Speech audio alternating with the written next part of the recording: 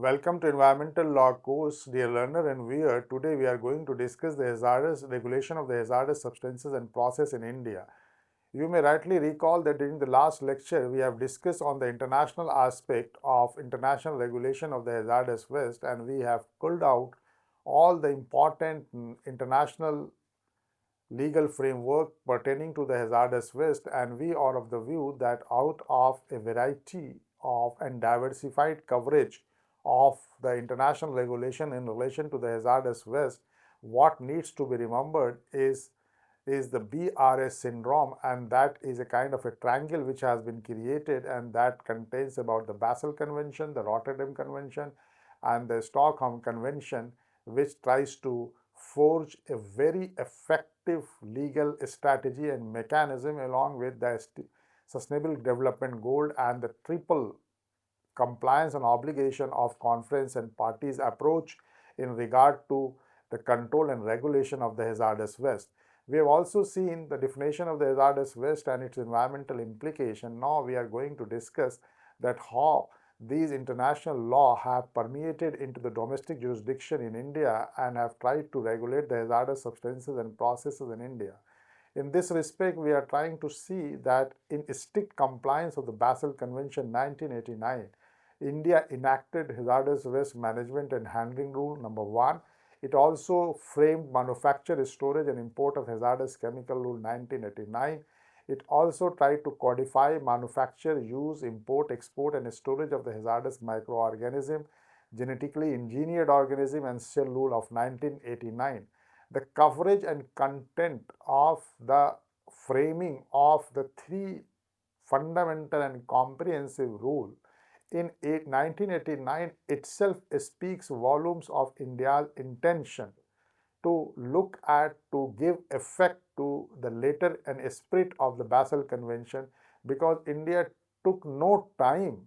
in translating the objectives and the goals of the Basel Convention on transboundary movement of the hazardous waste.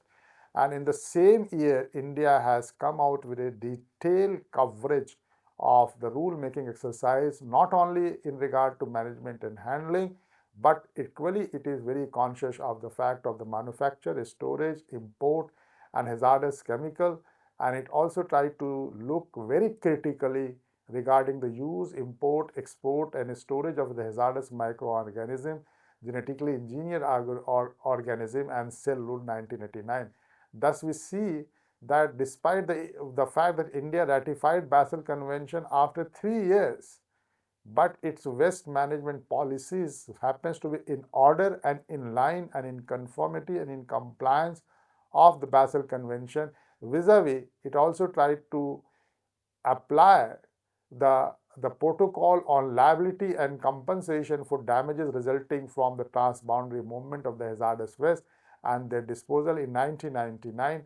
And thus we see that although the India has enacted Environment Protection Act 1986, which under its broad mandate talks about the protection and improvement of the quality of environment, and the second object of this law is to abate, prevent and control environmental pollution, but it has been very sensitive to devote itself to the question of the regulation of the hazardous waste. And despite a very detailed elaboration under the Environment Protection Act 1986 in regard to the hazardous waste, as it has been discernible from the perusal of section 2, D, E, F. All these three sections are equally devoted to the, the regulation of the hazardous waste. The India thought in its right earnest to contain the menacing environmental implication of the hazardous waste, simply because of the fact that the India has witnessed the Bhopal gas tragedy, which was a major catastrophe, and this is the prime reason that India, although ratified in 1992, but have put in place the entire notion and concept which have been permeated in the Basel Convention on transboundary movement, because India's effort in order to see that it cannot afford in future any kind of an industrial disaster and catastrophe of the magnitude and the scale of the Bhopal Union Carbide India Limited and escape of methyl isocyanate, or for that matter the oleum gas leakages. So in that reference we can say that India has been a very forerunner in incorporating the hazardous waste law. Now we are going to see that how the Indian government and Indian legislature have tried to look at the question of the hazardous waste. We will directly dwell on the Environment Protection Act 1986, more so when it defines the handling in relation to substance means manufacture, processing, treatment, package, storage, transportation, use, collection, destruction, conversion, offering for sale, transfer, or like of such substance is is a kind of a provision. If you peruse section 2D, 2E, and 2F, the net effect of all these sections is to see that after the enactment of Environment Protection Act 1986, we are not going to face any kind of a Bhopal gas tragedy like situation in future, and that's why the elaboration of the hazardous substances, which has been defined to mean any substance or preparation by reason of its chemical, physico-chemical properties or handling, is liable to cause harm to one human being, to creature, to plant, to microorganism, to property, and to environment. So the definition of the hazardous substances under section 2E of the Environment Protection Act is very comprehensive and have taken note of anthropocentric, transanthropocentric, biotic and abiotic, and it has taken note of not only human being but other living creature, plant, microorganism, property and environment. And more so in the context of the handling of the hazardous substances under section 2D, what it is important that the section 2D has a logical connection with section 2F, or 2F has a logical connection with section 2D, is to define the occupier, because it is ultimately the factory where the hazardous substances and processes are being carried out in their premises. So the one who happens to be in the possession of the hazardous substances should know how they are going to handle and what are the liability of the occupier. Having defined in a very elaborate manner in the Environment Protection Act about the hazardous substances, having a kind of a deeper understanding of the fact that this law is not going to only protect and improve the environment. This law is not only going to prevent and control the environmental pollution, but this law is equally coming very heavily against all kind of the hazardous processes and substances. That three definition has been handed down. More so, and moreover, the section 8, which talks about person handling hazardous substances to comply with the procedural safeguard, is very important, and that section says that no person shall handle or cause to be handled any hazardous substances except in accordance with such procedure and after complying with such safeguard as may be prescribed. It is this point that such procedure and such safeguards, which has resulted into what we can say in the beginning, that we have discussed that India has passed hazardous waste management and handling rule. India has passed manufacture, storage and import of hazardous chemical rules 1989. India has passed manufacture, use, import and export and storage of hazardous microorganism, genetically engineered organism or cell rule in 1989, in compliance of not only the Basel Convention but in compliance of what has been permeated under Environment Protection Act 1986 under section 2D, section 2E, section 2F, and what has been elaborated under section 8, that it is the handling of the hazardous substances and the liability of the occupier, both are to be taken into consideration, and it requires some procedure or some safeguard, meaning thereby what we suggest that this law relating to regulation of the hazardous waste is a kind of an indigenous law, that much prior to the enactment of the Basel Convention 1989, India has its own serious engagement in relation to containment of the hazardous waste, and as it is being reflected by the Environment Protection Act. Therefore, what has been decided under, what has been permeated and incorporated under the Environment Protection Act 1986 as an umbrella legislation, and when it is talking about the factory, the word factory is coming under section 2F. So there was a need, an immediate need to see that there might be some changes in the Factories Act 1948. Therefore, the Factories Amendment Act 1987 as has been brought into to bring in conformity to the prescriptions of section 2D, E, F and section 8 of the Environment Protection Act. And these two section 2D, E, F and section 8 of the Environment Protection Act,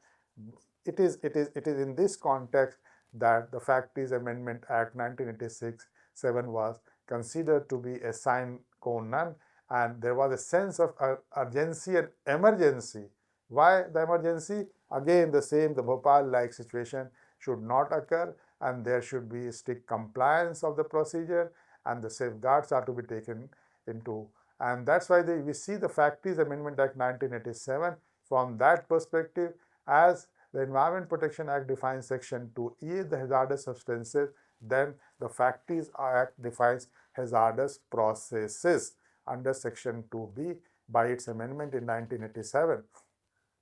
Then as section 2F defines the occupiers under the Environment Protection Act, section 2N of the Factories Act also try to define the occupier in its right earnest, and it says that the occupier means person who has ultimate control to see the question of liability.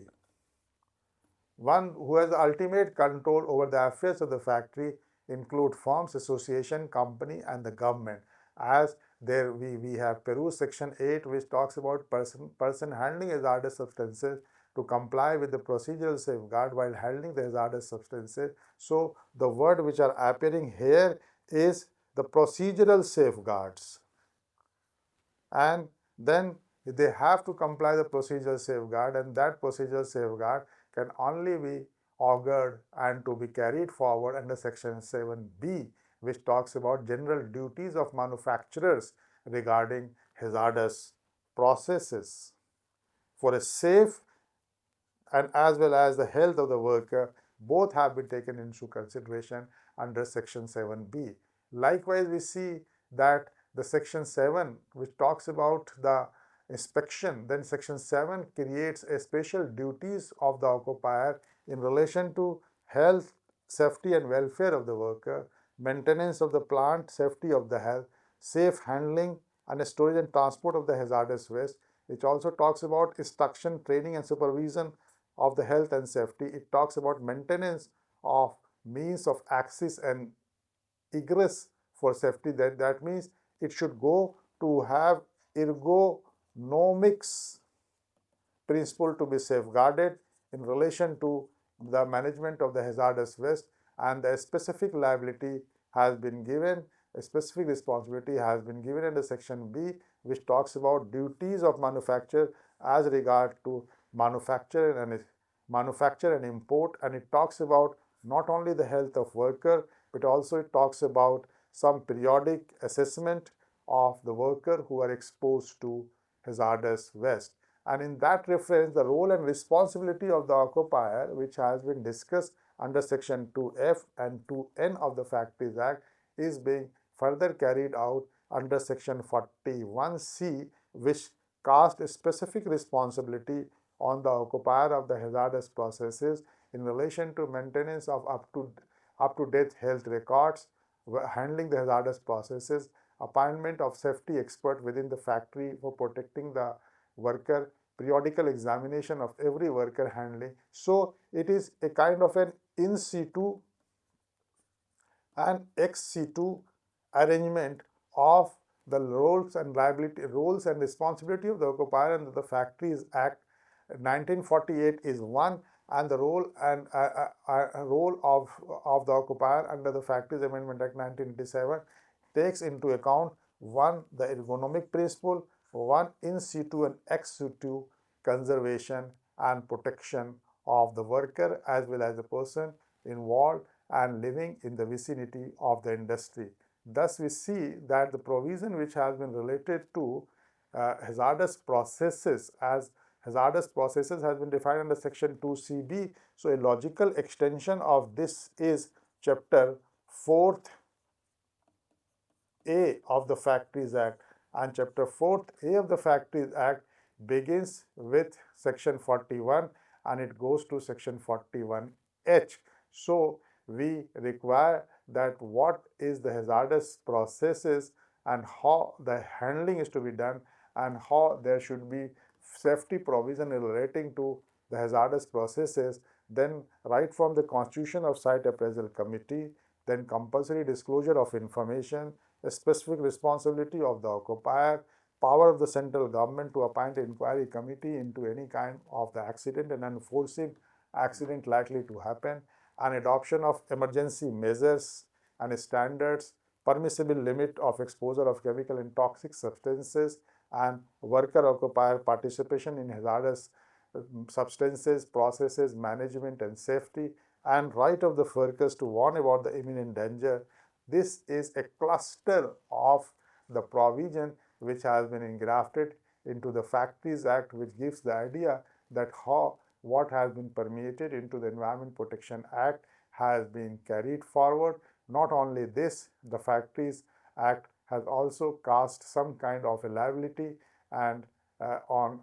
the failure happens to be attracted under section 96 of the Factories Act, that any violations of this can result into some fine and imprisonment. With this, after 1987, we straightway move to what we can call upon is the Hazardous Waste Management and Handling 1989 was passed, and it tries to see that the water, waste and exhaust gas covered under the provision of the Water Act and the Air Act is to be applied. It is also applicable to the Merchant Shipping Act because of the marine waste, as we have seen in the international level that MARPOL is there. So, in consonance with MARPOL and Merchant Shipping Act, the marine waste is also being addressed. It also talks about the radioactive waste in regard to the Atomic Energy Act.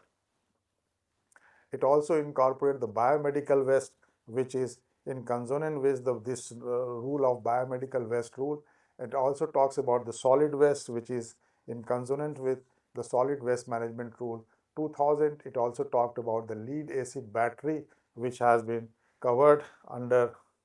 the battery management handling rule. Thus, we see that India embarked on the implementation of the Basel Convention 1989 by providing an effective regulatory mechanism, and have seen that the transboundary movement of the hazardous waste is being taken care of under the hazardous waste management and handling rule in 1989 by recognizing the air law, by recognizing water law, by recognizing the MARPOL, by recognizing Merchant Shipping Act, by recognizing Atomic Energy Act, by recognizing biomedical waste management rule, by recognizing municipal waste and solid waste, by recognizing the lead and battery waste under different enactment, statute enactment and rules and notification. Then we see that the rule have a elaborate provision, and it also talks about under section 3 about the environment. Section 303 subclause 11 talks about environmentally sound management of the hazardous waste by taking all steps required to ensure that the hazardous waste are managed in a manner which will protect health and the environment, and the adverse effect should not accrue out of it. Then we see that there are provision for hazardous waste site, recycling of the waste, storage, treatment, all disposal facilities, all are defined under the hazardous waste management and handling rule. Here also the duties of occupier and authority is being cast under Rule 4, which talks about responsibility of the occupier for collection, reception and treatment, storage and disposal of the hazardous waste listed in Schedule 1st, 2nd and 3rd. So, a perusal of these schedule becomes important. Then Rule 4 talks about the duties of the occupier in prevention of accident and protection of the health, environment and safety. Rule 4 talks about the prevention of the waste generation, recycling and use, and Rule 16 is very important, which talks about liability of the occupier, transporter, and operator. And finally, the Rule 20 uh, casts responsibility of the waste generator. So, what we see that the duties on occupier as it has been envisaged under the Hazardous Waste Management and Handling Rule 1989 is perfectly happens to be a kind of a legal compliance of the Basel Convention. Now, the hazardous management of the hazardous waste under the color scheme of the waste management and handling rule 1989 has given a kind of a coloration scheme, because some of the countries in the world have also been rated on the basis of the coloring. So the white, the occupier forward copy to State Pollution Control Board, yellow occupier record copy duly signed by the transporter. So this is a kind of a mechanism and a protocol and a standard operating procedure, and the protocol which has been laid down in relation to the duties of occupier and authority. And we see the another kind of a rule which has been put in place is the manufacture, the storage and import of hazardous chemical rule 1989. We try to seek mandatory prior notification of the site by the chief inspector of the factories, and we see to that in order to have a major accident hazard of 1979 chemical, that has been prepared a detailed list, and that detailed list talks about off-site emergency plan and on-site emergency plan, and it requires the preparation of safety data sheet by the manufacturers and having a duty to disclose all kind of information in the neighborhood of the occupier, so that the victims, that the gas victim, as we have noticed in case of the Bhopal gas tragedy, not only the worker but the common people who are living around the factory must have information, and there is also a duty to disclose that what kind of the hazardous waste and the operation and the process are going to be. And thus we see that the chemical accident arising out of 684 toxic chemicals have been underlined under this manufacture, storage, import and hazardous chemical rule 1989, and it tried to also notify about the major chemical accident or any likelihood or anticipation of the accident. Then hazardous waste management handling amendment rule 2000 and 2003 have created two categories. The two categories, the list 1 and the list B. It talks about waste prohibited for import of hazard, import, and waste allowed for import. These two categories are being carried forward, and thus it has reinforced the environmental principle, polluter pays principle, and it has strengthened the India's legal framework for the hazardous waste trade and as well as the safe handling and management. So this is an amendment which permeates, which is incorporated in the hazardous waste management and handling rule in 2000 and 2003. With this, we also try to see that how hazardous waste management handling and transboundary rule 2008 has been put in recently, and that has also been passed, and it has drafted something very novel, that it has given effect to Supreme Court's banned Supreme Court, which has banned import of toxic and oil waste in compliance with Basel Convention and as well as the Marpol Convention. So this amendment or is happens to be this rule is happened to be the Supreme Court judgment specific to Basel and Marpol Convention in regard to banning of the import of the toxic and oil waste, and it is also in regard to the Supreme Court Monitoring Committee and the US in regard to the US Oriental Nicety ship which came to Gujarat, and it was full and laden with the hazardous waste. So in the context of the ship breaking, regulation of the ship breaking which was discovered in the coast of Gujarat, and they wanted to have the disposal on the coast of Gujarat, then the Supreme Court has appointed a committee, and that Supreme Court Monitoring Committee in regard to the US Oriental Nicety ship case is an important point and a trigger point to undertake hazardous waste management and handling transboundary rule of 2000. Again, it is one and the same, that the indiscriminate dumping on the coastal Gujarat was discovered, and there was a lot of hue and cry and complaint, and the Supreme Court has rightly responded, and this management and handling rule,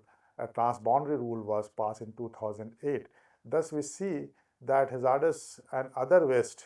management and transboundary movement rule 2016 is another attempt to look at the plastic, e-waste and other types of hazardous waste and handling. That was not done. So this 2016 and 8 rule is a kind of an improvement which look beyond merely the transboundary movement of hazardous waste, but it has also incorporated the other waste, and that is the plastic waste and the e-waste with the category of the hazardous waste, and it has clarified a detailed rule in regard to fixing liability and developing an SOP and infrastructural development in the waste processing industry, and to create a kind of a liability on the occupier. With this, we see that the hazardous waste, hazardous and the other waste management and transboundary movement rule 2016, hazardous waste management handling and transboundary rule 2008, hazardous waste management and handling amendment rule in 2000 and 2003, along with three fundamental notifications and rule: manufacture, storage and import of hazardous chemical rule 1989, and management and handling hazardous waste management and handling rule of 1989. And these are some of the rules which try to create a kind of a liability and relief and compensation system in case of under a parent law known as what is called the Insurance Public Liability Insurance Act. So these are the procedural, these are the substantive law, be that Environment Protection Act, be that Factories Act, be that all the series, all the three series and its subsequent amendment to hazardous waste management and handling rule, import export rule, and their subsequent amendment to incorporate other waste, and under the Public Liability Insurance Act, it has incorporated under section 9(3) of the Environment Protection Act the rules for polluter pays, and it also talks about the punitive damages and compensation, whereas in case of the Public Liability Insurance Act, it provides some provision of the compensation. Section 6 and 7 of the Public Liability Insurance Act also talks about a schedule and which tries to redress the question of what we can say that how this relief and compensation as it had been ordained in the international law will also be visited under the Public Liability Insurance Act. Along with the law relating to Environment Protection Act, Factories Act, three fundamental rules of the hazardous waste management, that is hazardous waste management and handling rule, manufacture, storage, import and hazardous chemical rule, and manufacture, use, import, export, storage, hazardous microorganism, genetically engineered organism or cell rule, and the new amendment in 2008 and 2016 taken together gives a panoramic perception of the hazardous waste law in this country. At the same time, we will try to have a very quick look on the national policy on the hazardous waste which was framed in 2008 along with the National Disaster Management Policy 2009 vis-a-vis that vis-a-vis the National Environment Policy 2006. So any kind of a discussion about the regulation of hazardous substances and processes in India, which begins from Environment Protection Act, switch to Factories Act, switch to Public Liability Insurance Act, switch to three fundamental rules which has been engrafted, and to subsequent amendment and detailed amendment which have taken place in 2008 and 2016, taken together the gist of the entire essence of this law is to see that how it is going to be compatible and in compliance with the international hazardous waste management law. And in this respect, we see that we can also club together in the entire strategy of hazardous waste management policy and strategy. We can also have an addition of national environmental policy, which have also launched an action plan for cleanup of the toxic and hazardous waste and dump legacies, which requires a very sustainable development kind of a reclamation. We can also look at very quickly as to what are the major prescriptions given under different paras and different points of the national policy on the hazardous waste regarding treatment, storage, disposal, and incentive, disintensive, and cleanup, and what are the illegal dump site and remediation plan. That has to be also looked upon in a very effective manner. Lastly, we can see that the National Disaster Management Policy 2009 has also addressed to the question of the prevention, preparedness, and resilience through knowledge, innovation, and education by encouraging mitigation measures based on technology, traditional wisdom, and environmental sustainability. And it tries to mainstream environmental and disaster management into developmental planning by institutional backup and techno-legal framework and regulatory mechanism, and more so what it tries to see to develop a compensatory forecasting and warning system which are very responsive. And in that case we see that the idea of the National Disaster Management Plan Policy 2009 happens to be to build a disaster resilient structure and habitat for ensuring safe living. It has also an implication on hazardous waste management and handling law, and that policy perspective of the national disaster management, along with what has been said in the national environment policy, which talks about the treatment and disposal of the toxic and hazardous waste and biomedical waste. It launched a national action plan to clean up the toxic and hazardous waste, and it tried to treat the disposal of the toxic and hazardous industrial and biomedical waste by forging a public-private partnership to secure all landfill, incinerator, and appropriate technology should also be taken care of when we talk of any kind of a regulation of the hazardous substances from the policy perspective. And the one which is very important is to look at the national policy of the hazardous waste 2008, and this we see that right from the waste avoidance to waste minimization, recycling of the hazardous waste, safe disposal of the hazardous waste, treatment, storage, and disposal facilities, landfill, incinerable waste generations, interstate transportation of the hazardous waste, illegal dump site and remediation plan, incentive, disincentive, and cleanup fund, custom, departmental laboratory and strengthening, and disposal of date expired and banned pesticide are some of the term of reference and the recommendations and suggestions which have been permeated in the national policy of the hazardous waste. Taken as a whole, we see that when we talk of the Indian context, regulation of hazardous substances and processes, then we have a long list of the laws which deals with all kinds of the waste, but we try to see the major focus which has been underpinning the Environment Protection Act and its suitable adjustment and concurrent modifications and amendment in Factories Act 1987, and we try to see that how these three rules and its subsequent incarnation and novation have coupled with the Public Liability Insurance Act mechanism of liability and compensation, along with some of the recent policy prescriptions, have taken shape and have decided the course and direction of regulatory mechanism for containing hazardous substances and processes in India is something supposed to be very effective. And I can just conclude with this point that there are many laws pertaining to the environment, but uh, most vociferous articulation of the international legal regime and the international law relating to hazardous waste and substances transboundary movement has been rightly revisited in the domestic jurisdiction.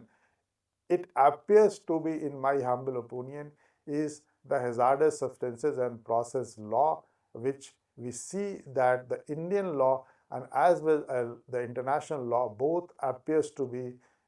very progressive sounding and go work in tandem and go hand in hand, and it appears to be in a very compliant mode